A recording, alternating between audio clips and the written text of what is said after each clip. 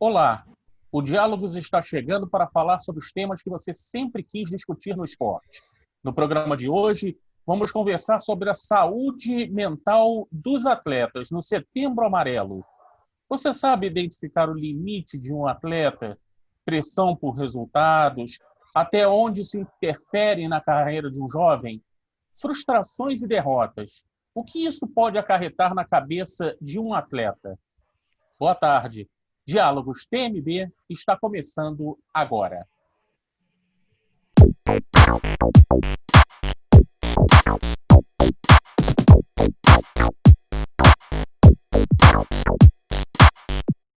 No oferecimento do coletivo Ping Pong, o Diálogos TMB tem mais um encontro que se repete mensalmente, aqui no canal da CBTM no YouTube.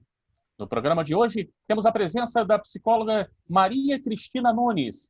Boa tarde, Cristina. Muito boa tarde. E também o psicólogo Ian Sintra. Boa tarde, Ian. Boa tarde, obrigado pelo convite. O prazer é nosso. Antes de falar sobre os temas que nós estamos propondo na discussão de hoje, a gente vai conhecer um pouquinho desses dois profissionais, que são profissionais que trabalham diretamente com não só pessoas da sociedade geral, mas também atletas especificamente. Então, eu queria primeiro falar com a professora Maria Cristina, como é que você busca abordar o seu trabalho em relação aos atletas, aqueles que estão no alto rendimento, estão na pressão diária por resultados? Como é que é essa abordagem com os atletas, Cristina? Bom, primeiramente, esclarecer para todo mundo que o trabalho realizado com os atletas não é um trabalho clínico, e sim da psicologia esportiva, que tem objetivos muito específicos, onde nós procuramos abordar com o atleta sua capacidade e suas habilidades desenvolvidas especificamente para o esporte, né? Então, em função disso, nós procuramos traçar algumas avaliações, alguns bate-papos, onde checamos o que precisamos abordar com cada um dos atletas. Não deixamos de lado, claro, a pessoa, o indivíduo, mas especificamente, quando percebemos que existe alguma situação que precisa ser trabalhada de uma forma clínica, nós encaminhamos esse atleta para o profissional clínico especificamente, tá? Porque as demandas esportivas, elas estão todas direcionadas ao rendimento dessa pessoa. Entendi. Por aí mesmo, Ian. Existe um trabalho realmente específico para o atleta e também o trabalho clínico, e eu acredito até que vocês também façam um trabalho integrado também com a psiquiatria, no caso de alguns também? Perfeito, perfeito. Como a Maria Cristina já colocou muito bem, a psicologia do esporte ela é uma especialidade da psicologia, então é uma ciência, né, muito específica, e o trabalho difere da psicologia clínica. Mas, lógico, né, além da preocupação com o alto rendimento, nós também temos uma preocupação com a saúde mental daqueles indivíduos com quem trabalhamos. Então, mesmo dentro do trabalho da psicologia do esporte, nós estamos sempre fazendo ali intervenções voltadas também para o bem-estar e para a saúde mental. Mas, em alguns casos específicos, dentro de uma necessidade, a gente vai fazer o encaminhamento tanto para a psicologia clínica, como também para a psiquiatria, se necessário. O que vocês tentam abordar mais quando vocês recebem um atleta que provavelmente também tem suas aflições e também tem as suas necessidades no dia a dia? O que vocês tentam abordar inicialmente? Começando por você, Ian. Legal. Bom, na verdade, se a gente for pensar numa estratégia de trabalho, como a Cris já tinha comentado, a gente começa criando um diagnóstico inicial, né? Então, a gente tem que ter uma série de estratégias e de ferramentas para fazer uma avaliação que vai desde a observação, e aí vai ser observação de treinos, observações de competições, até as anamneses, as entrevistas individuais, seja diretamente com o atleta ou com o treinador, com a própria comissão técnica. Então, é importante esse trabalho transdisciplinar, né, que a gente faz dentro das comissões técnicas. E a partir do momento que a gente cria um diagnóstico inicial, a gente vai entender quais são as principais demandas e necessidades desse atleta ou dessa equipe. A gente vai, então, para o momento de intervir exatamente essas demandas, esses objetivos que a gente destacou. E a partir disso, né, com o processo do trabalho, a gente vai observar os resultados disso. Geralmente, e aí a Cris vai falar da experiência dela também, mas as principais demandas que surgem é realmente controle de ansiedade e de estresse, é o trabalho de foco, concentração, nível de ativação, que é aquele nível de prontidão do atleta para as competições, né? Se a gente está falando de equipe, vai ter o trabalho de grupo, comunicação, cooperação, resoluções de conflitos, mas as demandas são diversas. Depende muito realmente do contexto e do momento em que aquele atleta, aquela equipe está vivenciando, né? É isso, doutora? E complementando tudo que foi dito, muito bem colocado pelo Ian, né? Também nós nos preocupamos com esse trabalho transdisciplinar, onde nós temos todo o contato direto, porque toda equipe, ela costuma ter o fisioterapeuta, um fisiologista, nutricionista, médicos, né? Se for meninas, nós temos a médica da ginecologia também, nós temos também cardiologistas, os médicos ortopedistas. Então, procuramos trabalhar em conjunto, né, nessa transdisciplinaridade e não esquecendo dos dirigentes, além do técnico, dos supervisores, porque para conseguirmos fazer com que o atleta e a equipe renda, nós precisamos ter contato com todos, compreender qual é a demanda específica da modalidade, né, para podermos traçar, então, todas as nossas ações. Claro que cada profissional tem a sua ação particular, né?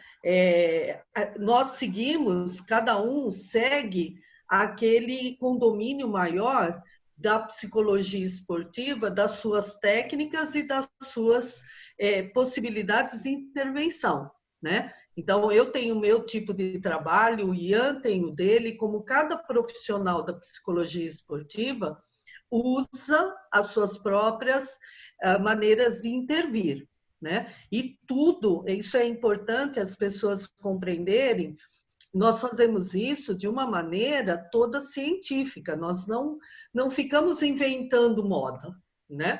Nós temos uma base da ciência, muitos estudos, para que possamos, sim, levar o atleta a um alto rendimento com os objetivos dele serem alcançados, né? Eu costumo dizer que não existe pessoa que queira perder, não existe pessoa, né, que se satisfaça com erros, principalmente no esporte, mas isso acontece.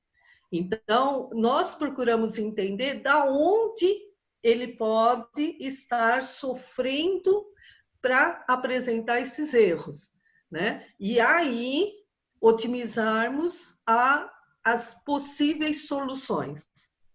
É importante que isso que a senhora falou, até porque o técnico, muitas vezes, ele acaba absorvendo funções que não são primordialmente de um técnico, né? Às vezes o técnico ele é gestor, diretor, supervisor, nutricionista, carrega o baldinho lá de energético, limpa a quadra e faz tudo. Então, ele acaba se sentindo um super-herói, mas existem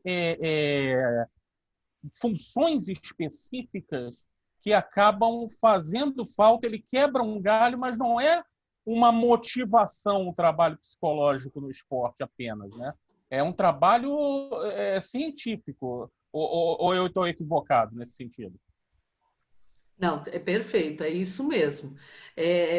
Muitas das ações dos técnicos, né, dependendo da modalidade com que ele trabalha, e até mesmo o Ian, com muita propriedade, pode falar dos esportes radicais, né, e ele participa de muita coisa nesse sentido, que é chamado de esporte amador, mas na realidade é muito profissional, né? Só não é reconhecido como uma profissão mesmo, mas é muito difícil quando a gente tem essa noção de que esse técnico, de repente, ele que tem que cuidar de tudo, né? E ele não tem o conhecimento científico específico para tudo isso, né? E quando ele consegue se cercar de profissionais da psicologia, ele percebe quanto que ele pode cuidar da parte técnica e tática com o apoio da psicologia esportiva, né? Porque, na realidade, eu brinco, eu falo que o técnico, ele nos dá total segurança e ferramentas para podermos trabalhar, né? Regina Brandão, que é minha grande mestre e sempre vai ser, ela diz que o técnico é os ossos do ofício, né? Os ossos que vai mostrar para nós o que nós precisamos criar de condições de apoio. E aí, realmente, né, nós conseguimos oferecer para esses atletas e para toda a equipe técnica o melhor que a ciência da psicologia esportiva pode oferecer. Muito bacana. Boa, Ian, boa. quer falar? Eu queria complementar, pegando até um gancho do que a Cris trouxe antes, quando ela fala até da importância do nosso trabalho, desde, né, lá da diretoria, da gestão, né, até os atletas e toda a comissão técnica. É importante porque dentro da psicologia do esporte, além da gente atender, né, essas demandas diretas do atleta, nós fazemos muito esse trabalho de mediação, né, Cris? Essa comunicação entre atletas, entre atleta-treinador, entre atletas, treinador e comissão técnica, e diretoria, e gerência, e etc. E é muito legal quando a gente tem essa possibilidade de comunicação, né, essa comunicação aberta dentro da instituição, da organização, porque aí a gente faz muito aquele trabalho de desmistificação da psicologia. E o que eu quero dizer com desmistificar, né? Tirar realmente esses preconceitos e julgamentos que muitas vezes existem em cima da própria psicologia e da psicologia do esporte. A gente já escutou muito aquela história de psicologia é para louco, ou eu não preciso disso. Era a minha próxima pergunta. E a Cris está colocando muito bem aí, reforçando muito a importância de mostrar que o nosso trabalho ele é baseado em ciência. Né? As nossas intervenções, as nossas metodologias, elas têm todo um embasamento científico para que a gente tenha total propriedade de fazer o nosso trabalho com excelência. Só que, realmente, o trabalho vai ser feito com excelência quando existe este espaço. Né? Então, aqui eles falam muito de como o treinador é fundamental para o nosso trabalho funcionar. Né? Às vezes até a gente brinca, né? Olha, quem manda aqui é o treinador, eu estou aqui para somar. Mas é muito importante que o treinador tenha essa consciência, né? De que um profissional de psicologia do esporte ao lado dele vai ter um auxílio que vai facilitar muito o próprio trabalho dele, para ele poder se focar na parte técnica e tática, e vai ter essa parceria ali ao lado para ajudar em todos os outros aspectos, principalmente na parte psicológica, né? E aqui não é uma crítica ao treinador, não, ao contrário. Na verdade, o treinador ele é obrigado, às vezes, a absorver funções que não são as dele, né? E ele acaba não parando, por exemplo, para estudar o movimento do adversário que o atleta vai enfrentar no dia seguinte, não observar detalhes técnicos em relação a um tipo de treinamento que o atleta está deficiente, porque ele tem que cuidar de várias coisas ao mesmo tempo, né? E muitas vezes a solução, eu já vi em alguns casos, alguns clubes, a solução é você estabelecer parcerias com clínicas. Existe muita gente capacitada, eu acho, né? Disponível aí no mercado para mostrar o seu trabalho e para atuar também nisso. Agora, antes da próxima pergunta, só avisar o pessoal, nós vamos nos aprofundar sobre os temas mais genéricos, como a questão da depressão no esporte, daqui a pouquinho no segundo bloco, tá, pessoal? Então não sai daí, não. Antes, deixa eu fazer só uma última colocação nesse primeiro bloco para vocês dois. Qual é o impacto disso na vida pessoal e no desempenho esportivo do atleta? Você quer falar, Ian, primeiro? Você que sabe. Quer que eu fale sobre isso? E aí você vai complementando também. Pode sim.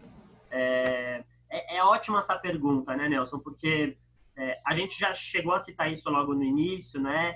Além de um atleta, temos ali um ser humano. E claro que esse ser humano, como todos nós, terá as suas questões pessoais, as suas fragilidades, os seus conflitos, né? E como psicólogos do esporte, ou antes de psicólogos do esporte, somos psicólogos. Então, como a gente já enfatizou, em casos específicos, nós faremos o encaminhamento para uma psicologia clínica, para uma psiquiatria, mas mesmo no nosso trabalho, dentro da psicologia do esporte, mesmo que seja voltado para o alto rendimento, esse atleta ele não vai conseguir render se ele estiver enfrentando muitos problemas pessoais dentro da sua vida pessoal. Ele vai ter uma dificuldade para render se ele estiver enfrentando alguma psicopatologia, um transtorno de ansiedade, um problema de depressão, ou até situações, de certa forma, naturais dentro do nosso dia a dia, né? Questões dentro da família, questões de relacionamento e etc.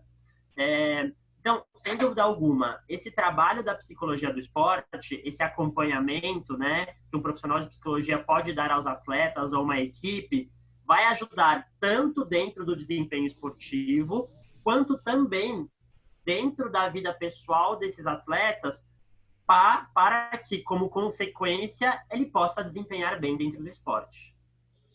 Então, complementando, né, toda essa fala do Ian, a gente tem que lembrar que a gente não pode quebrar o indivíduo em vários pedacinhos. Isso não existe, né?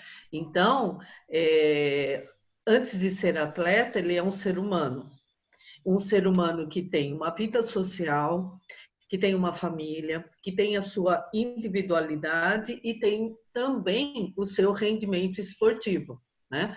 Então, é um contexto que a gente visualiza dentro da questão esporte, né?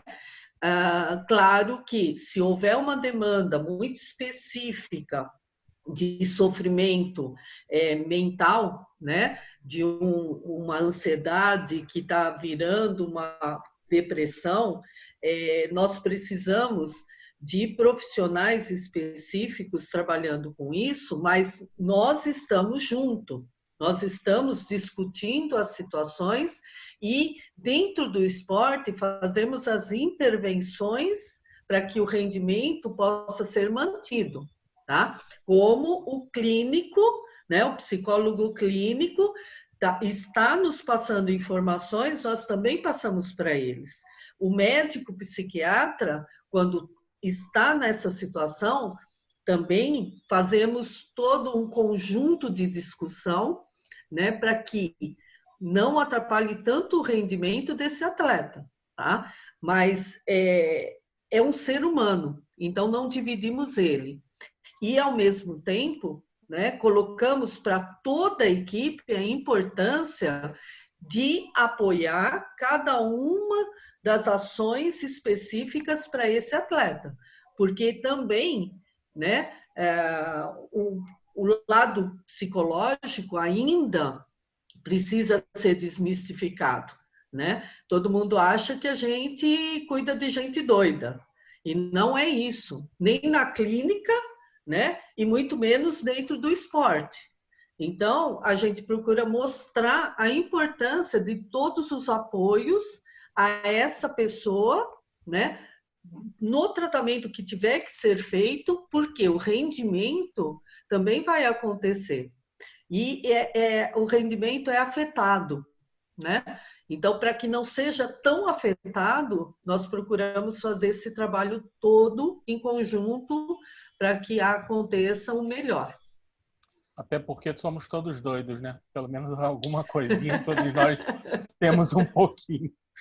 O coletivo Ping Pong é uma iniciativa da CBTM no sentido de construir uma modalidade mais inclusiva, mais empática, mais coletiva. Vamos construir essa nova realidade juntos? Daqui a pouquinho a gente vai falar sobre depressão no esporte, pressão, frustrações, diferenciais de um vencedor, pós-carreira no esporte. Muita gente não sabe o que fazer quando está terminando a vida esportiva. Vamos abordar esses temas daqui a pouquinho no segundo bloco. A gente já volta. Fala galera, nós somos do Atletismo Paralímpico e hoje a gente vai desafiar o pessoal do tênis de mesa na Fala pessoal, nós somos do Atletismo Paralímpico e hoje a gente vai desafiar o pessoal do tênis de mesa na mini mesa de ping-pong. Vai, vai, vai! 1, 2, 3, atletismo! Gente, a experiência disso aqui eu não tenho, tá? Não, pra mim é novo, mas alguém tem uma pergunta, alguma dúvida pra perguntar? Como a gente faz para ganhar dos nossos adversários? Muito bom essa pergunta, né? Voltamos com o Diálogos TMB e, fora do ar, o Ian até me falava sobre a questão da prevalência de patologias clínicas, né, patologias na psicologia, no caso dos atletas. E eu queria saber de você, além de saber esses números que interessam a todo mundo, eu queria saber também em relação à depressão do esportista. Como é que você consegue já identificar que aquele atleta entrou nesse quadro, Ian? Boa pergunta. Pois é, eu até pensando na nossa discussão de hoje, né, nessa temática, fui dar uma pesquisada, né, e algumas pesquisas recentes mostraram exatamente isso, uma porcentagem alta de psicopatologias em atletas de alto rendimento. Então, só alguns exemplos aqui, né? Por exemplo, as chances de algum atleta de elite ter algum transtorno de ansiedade é o dobro do que na população geral, né? Então, dentro dessa pesquisa, 10% dos atletas de elite pesquisados já tinham algum diagnóstico de transtornos de ansiedade. Por exemplo, transtornos alimentares. Então, a porcentagem de atletas de elite com transtornos alimentares é 4 vezes maior do que numa população geral. E como também a questão da ansiedade, né? Então, a ansiedade em atletas, a prevalência é de 3 vezes mais do que na população geral, né? Então, assim, 18% desses atletas entrevistados, um grande número de atletas em diferentes países, né? 18% já tiveram algum diagnóstico de depressão. Então, é importante falar sobre essa temática, né? Porque a gente está até agora, né, na ideia do Setembro Amarelo e etc., prevenção ao suicídio, saúde mental, e tem se falado bastante sobre a depressão. E ainda, infelizmente, como a gente comentou que existe um certo preconceito com a psicologia, eu sinto que existe também ainda um preconceito com a saúde mental em si. Quando, né, muitas vezes acham que a depressão é frescura, a depressão é uma opção. Na verdade, a depressão é uma doença. E como doença, ela precisa ser tratada, né? Não sei se a Cris já teve, né, experiências com casos de depressão. Eu já trabalhei com 3 diferentes atletas de diferentes modalidades com esse diagnóstico. E são momentos, né? Momentos de crise, momentos em que aquele atleta está numa fase boa. E aí, o que é natural, né? Infelizmente, muitas vezes, é o atleta, quando ele está na fase boa, ele acha que ele não precisa mais daquele suporte psicológico, e aí ele vai recorrer a isso no momento de crise. E o trabalho é um trabalho contínuo, né? A gente vai acabar identificando por uma série de características, né? Desde a ideia de falta de motivadores. Então, você vai ver que a pessoa cada vez mais vai perdendo a motivação, parece que os objetivos vão perdendo o sentido, ela vai se isolando cada vez mais, né? As coisas vão perdendo realmente o significado, dentre outras questões do próprio histórico, né? O histórico daquele próprio atleta, o histórico familiar também vai ser importante para esse diagnóstico. E aí, só reforçando, né? Imagino que a Cris vai poder falar bem sobre isso também.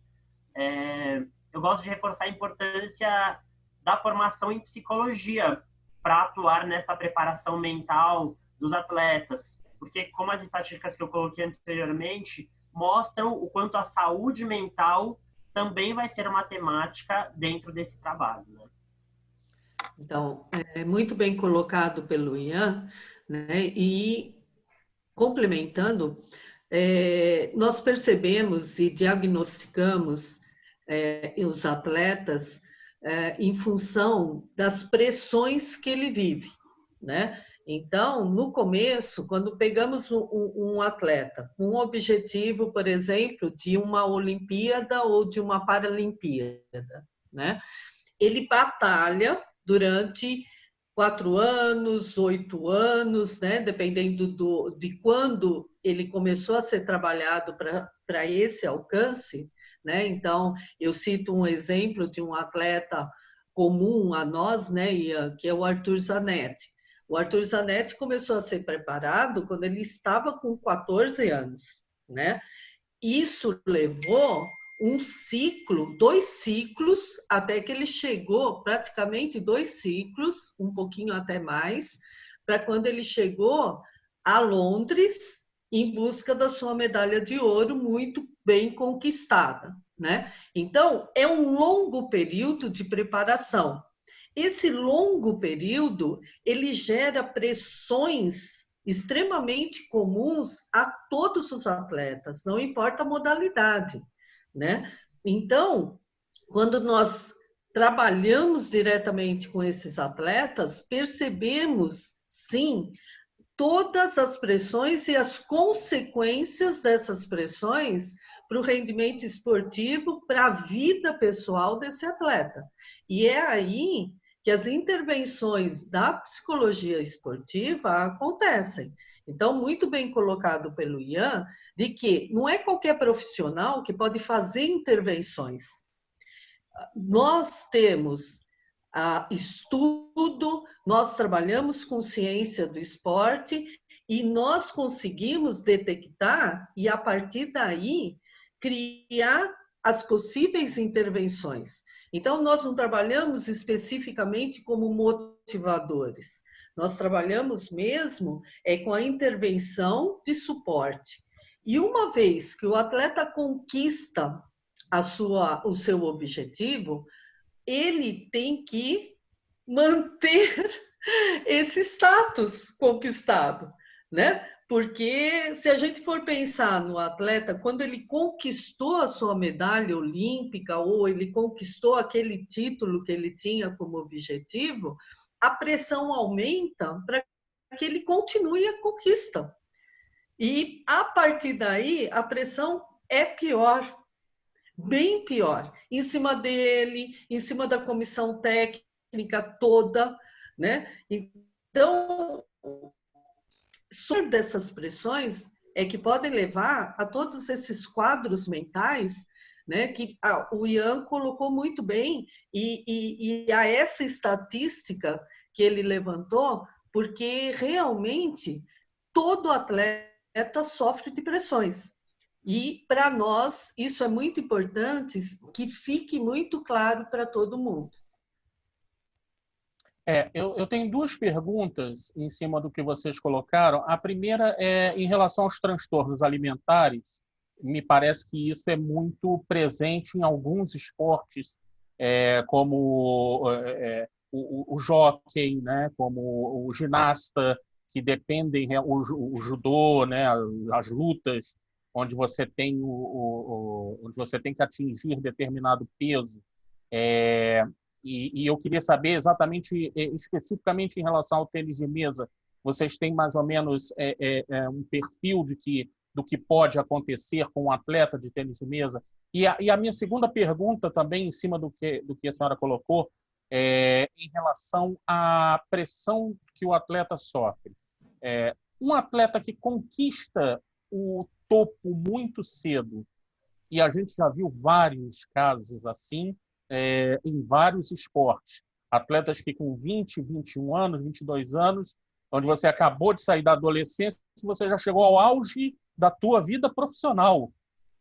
E aí há uma dificuldade, acredito, não sei, em ele entender qual é o objetivo dele a partir dali no esporte, né? Porque ele só pode empatar com ele mesmo, talvez. Como é que se trabalha isso? Colocando para você, né? O tênis de mesa é uma modalidade em que a exigência na parte alimentar é um pouco menor, né? Pelo menos na experiência que eu tenho com os tenistas, é um pouco menor. Mas claro que tem que ter toda uma alimentação saudável, né? Para que ele possa dar sequência a um bom trabalho na mesa, né? A agilidade, a movimentação com boas escolhas, né? Do que ele tem que realizar na hora que ele está em jogo. Então, para isso, ele tem que ter uma sequência alimentar bem produzida pelo nutricionista, né? Bem orientada pelo nutricionista. E quem chega no alto rendimento dentro do tênis sabe utilizar muito bem o acompanhamento, né, nutricional. Agora, quando nós pegamos atletas da luta, né? Eu trabalho com taekwondo, com judô, karatê, eu trabalhei por um período. Tem aquela falsa ideia, né, de que eu posso comer, engordar, mas emagrecer quando eu estiver chegando para o momento da pesagem. Então, a gente procura enfatizar que você trabalhar, treinar com 1 quilo, 2 quilos acima do seu peso, te dá uma falsa ideia da movimentação específica da sua modalidade, né? Então, eu pesado, eu rendo de um jeito, porque a minha movimentação é de uma outra forma. Aí, quando emagrece, você vai ter uma perda significativa do contexto treinado, né? Porque é um outro corpo se movimentando.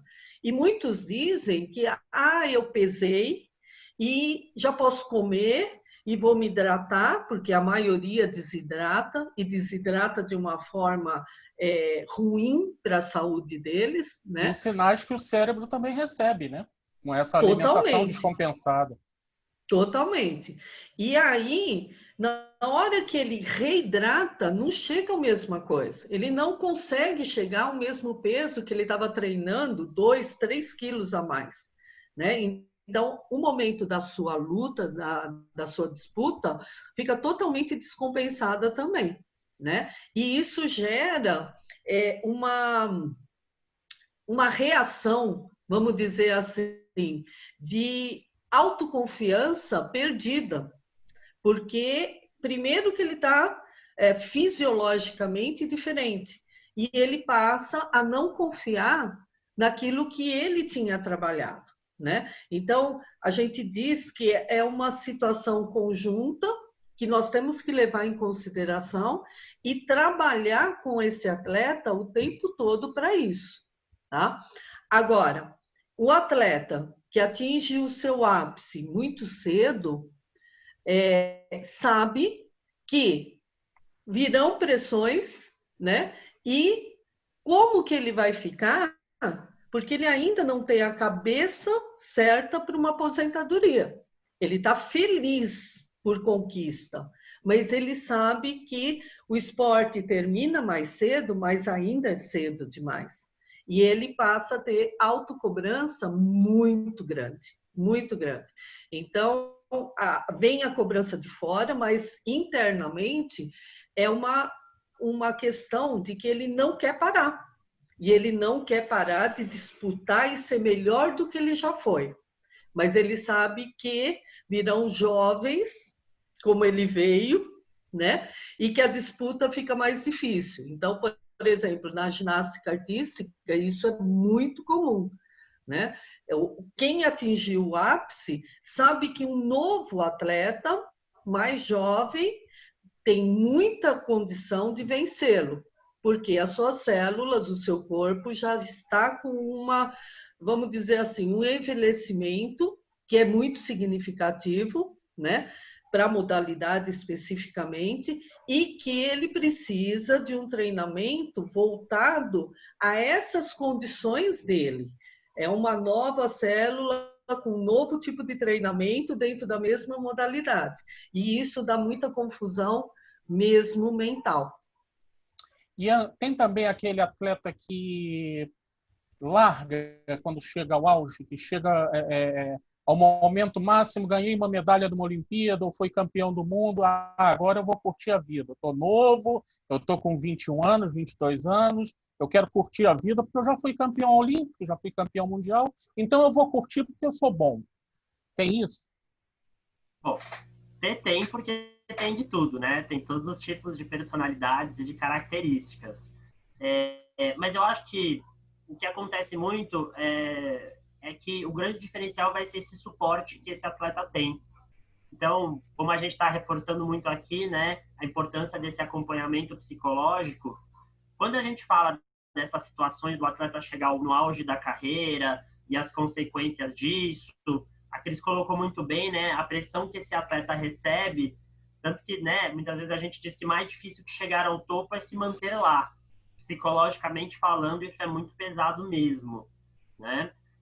E esse trabalho, né, quando a gente fala da aposentadoria no esporte, que a gente chama até dentro da psicologia do esporte de transição de carreira, é uma demanda para a nossa área, onde você vai fazer o acompanhamento desse atleta e a gente vai estar auxiliando o atleta, a comissão técnica, muitas vezes até a família, né, a fazer com que encontre o equilíbrio entre o atleta estar com a cabeça ali no momento presente, então entendendo o que está acontecendo naquele momento, que significado aquilo tem, quais são as próximas metas e objetivos, né, sem fazer com que ele perca o foco ou sofra por antecipação, enfim, se essa aposentadoria for algo sofrido, mas ao mesmo tempo já ir fazendo um planejamento de curto, médio e longo prazo. E muitas vezes esse planejamento, da mesma forma que a gente faz dentro de uma periodização de treino, a gente vai fazer para a carreira do atleta. Então, é importante, né, que o atleta vá se planejando, não só estruturalmente, né? Então, a gente está falando desde a parte financeira, até os estudos, por exemplo, até essa comunicação com a própria família, né? E aí até mentalmente falando. Porque senão o atleta tem um vejo que está chegando perto da minha aposentadoria e aí bate aquela ansiedade de o que eu faço agora da minha vida. Porque a gente sabe muitas vezes a realidade, né? Seja pela realidade do Brasil, muitas vezes por falta de apoios e incentivos específicos, ou até pela exigência do próprio esporte de alto rendimento, onde faz com que o atleta tenha dificuldade de conciliar estudos e esporte, por exemplo, né? Eu e a Cris, a gente trabalha com atletas que estudam no colégio e treinam, ou que até fazem uma faculdade e treinam, apesar de muitas vezes ter que trancar a faculdade, viaja, volta, destranca e etc, né? Mas muitos atletas não têm essa condição. E a partir disso, quando ele vai chegando ao final da carreira como atleta, essas questões vão surgir, né? Será que eu sei fazer outra coisa da minha vida? Claro, existem atletas renomados que vão poder colher esse fruto. Então, ele pode viver do esporte de outras formas. Ele vai se tornar um treinador, vai se tornar um nutricionista esportivo, um psicólogo, um fisioterapeuta e já ter esses contatos dentro do esporte. Ele vira um comentarista, né? Por exemplo, trabalha numa televisão. Mas a grande maioria, a grande porcentagem, vai se aposentar e vai seguir algum outro rumo na sua vida. E essa orientação, esse suporte da psicologia, sem dúvida alguma, vai auxiliar muito também nesse processo. Eu vou tocar mais nesse assunto já já, Só dizendo que a CBTM disponibilizou a todos os filiados sem custo adicional a plataforma do Ping Pontos TMB. Você pode trocar seus pontos por prêmios dentro e fora do ambiente de competições. O programa de pontos conta com uma rede de parceiros como Magazine Luiza, Netshoes, Centauro, Americanas, Extra, entre outras. O link está aí na tela. Passa lá e confere. Sobre essa questão do pós-carreira, eu queria... não sei se vocês têm essa mesma impressão. E o que isso impacta também. Há atletas que continuam e seguem as suas carreiras até uma idade onde eles já não conseguem render a mesma coisa e, com isso, não conseguem, obviamente, os mesmos resultados de antes. Isso acaba gerando um dano até maior, porque ele acha que ainda pode, que ainda é capaz e que, sem isso, ele não vai conseguir viver. Existe essa questão também? Respondendo a esse questionamento, existe sim. Dependendo da modalidade, ela tem uma longa vida, né? E, por exemplo, eu que trabalho também com esportes paralímpicos, a gente pega em várias modalidades dentro do esporte paralímpico esse tipo de longevidade, né? O próprio Iranildo do tênis de mesa tem 51 anos e está aí brigando por vaga na Paralimpíada ainda, né? Exato. Altíssimo nível. Exatamente, isso tudo é muito possível, né? Então, não colocaria para você como um sofrimento, né? Ou até mesmo a perda da percepção de capacidade. A pessoa é capaz. Claro, ela tem que ter um empenho diferente. O técnico e a comissão técnica tem que saber que o planejamento de ações dentro do esporte, né, dentro da modalidade, é diferente da que você trabalha com um jovem, né? Então, a gente costuma dizer assim, o planejamento tático e técnico para um jovem tem um volume específico e tem uma potência específica, né? Para uma pessoa já de mais idade, é um volume menor com mais qualidade, tá? Então, nós procuramos, dentro da psicologia, fazer esse acerto, vamos dizer assim, com o trabalho técnico e com o atleta. Porque muitas vezes o atleta não compreende que ele pode treinar menos e com muito mais qualidade, né? Ele quer fazer o mesmo treino de um mais jovem. Então, a gente procura mostrar o quanto ele vai render se ele treinar menos, né? E também eu me deparo, na minha experiência, eu me deparo com atletas ao contrário, né? Que querem treinar menos porque o outro, que tem um pouco mais de idade, treina menos também, né? E aí a gente vê todo esse conflito e muito atleta já muito próximo à aposentadoria, né? A sua transição de carreira, faz a opção de parar e depois quer voltar. E aí, né, dependendo da modalidade, fica muito mais difícil, porque se ele parou por um ano, já não rende a mesma coisa. Retorno é muito mais difícil, né? E a gente aí procura fazer esse equilíbrio da parte emocional, esse equilíbrio da força mental com esses atletas. Maravilha. Ian, o que uma frustração grande na carreira pode gerar a um jovem no esporte? Porque é muito comum, na verdade. A gente pensa assim, poxa, tem grandes campeões, existem grandes campeões, mas imagina numa competição de 700 pessoas, 30 vão conseguir medalha, o resto ficou pelo caminho e talvez não tenha sido aquele desempenho que você queria. O que isso gera na cabeça deles? Bom, com certeza a frustração ela é impactante, né, no psicológico dos atletas. Mas acho que primeiro também depende de qual foi essa frustração, né? Porque existem frustrações e frustrações. Se a gente fala da derrota em si, é claro, como a Cris colocou, todos os atletas querem vencer. E a partir disso, a derrota sempre vai ser uma frustração. Só que dependendo da derrota que ele está enfrentando, aquilo também deve ser um aprendizado, né? Então, você pega o exemplo do tênis de mesa, você vai para uma competição onde um vai vencer e todos os outros vão perder, né? Dentro das suas categorias. Então, o atleta ele vai ter que aprender a lidar com vitórias e derrotas. Isso é um fato. E apesar de parecer clichê, é verdade, né? De que a gente aprende muito também com as derrotas. Agora, existem outros tipos de frustração que vão ter um peso maior e vão acarretar um dano maior a esse atleta, né? Então, assim, eu já trabalhei com atletas que eram favoritos à medalha de ouro nos Jogos Olímpicos, né? Aquele sabe também de muitas histórias aí dentro das confederações e seleções que a gente trabalha. O atleta que era favorito à medalha de ouro e chegou na hora dos Jogos Olímpicos, acabou não dando conta por uma série de motivos e teve uma frustração grande ao ponto de entrar num diagnóstico de depressão. Sem dúvida alguma. Essa questão. Pode falar, pode falar.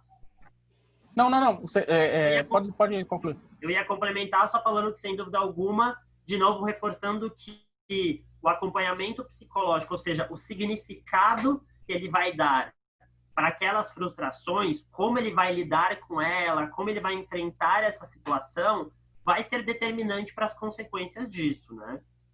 Perfeito.